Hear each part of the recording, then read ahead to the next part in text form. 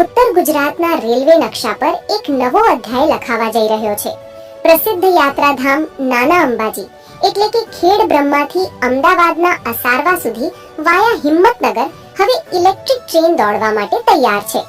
વર્ષોથી જેની રાહ જોવાતી હતી તે મીટર ગેજમાંથી બ્રોડ ગેજમાં રૂપાંતરિત થયેલા આ ટ્રેક પર રેલવે અધિકારીઓ દ્વારા અંતિમ ટ્રાયલ રન અને ઇન્સ્પેક્શન પૂર્ણ કરવામાં આવ્યું છે.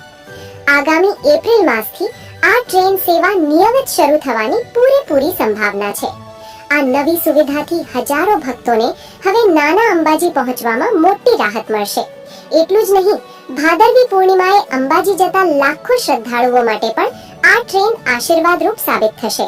સ્થાનિકોની માંગ મુજબ હવે ખેડ બ્રહ્માથી છેક અંબાજી સુધી રેલવે લાઇન લંબાવવાની કામગીરી પણ તેજ કરી દેવામાં આવી છે.